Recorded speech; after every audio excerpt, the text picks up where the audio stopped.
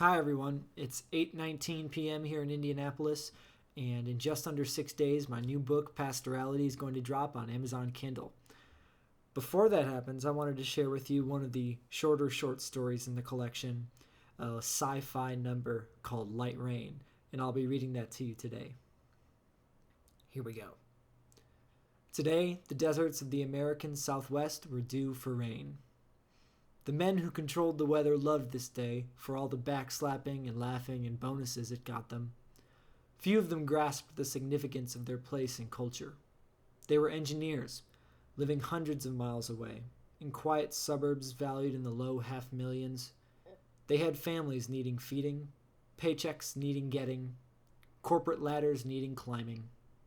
Their lives boiled down to computers, not culture. But all the same, they played a part.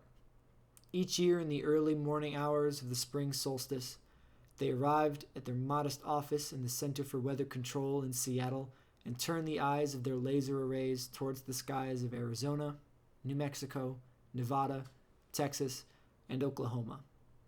Numbers were crunched, proofs were proofed and reproofed, coffee was brewed.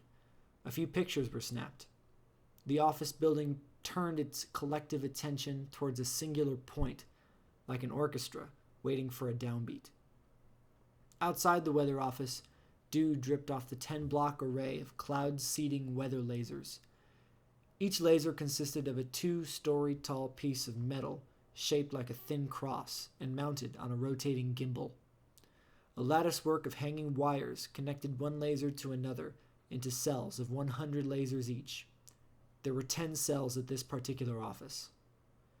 On cue from the office, they rose to life and turned as one towards the southern horizon. A hum filled the air, rising like the swell of an orchestra. In a small town in rural Arizona, dust swirled around a town square. Some 200 people gathered there, bringing gifts of food for a town potluck.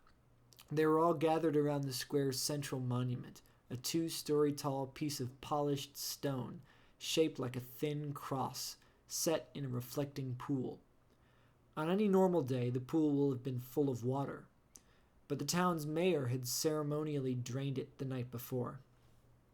As the hour drew near, volunteers packed away the potluck and distributed ponchos to the elderly folks who didn't want. As the hour drew near, volunteers packed away the potluck and distributed ponchos to the elderly folks and whoever else didn't want to partake in the upcoming festivities. Most politely turned the ponchos away.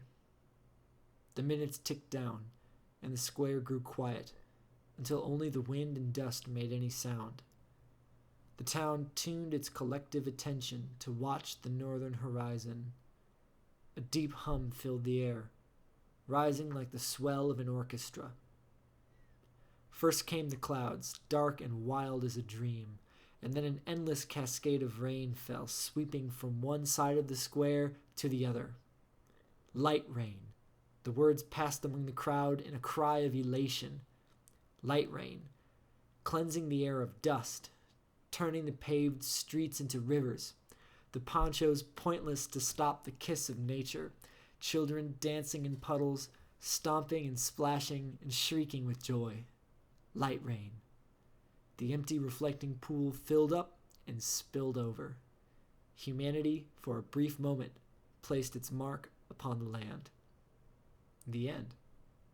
This and 12 other short stories are going to be available in my book Pastorality, which again is available on Friday, September 18th. Thanks for watching.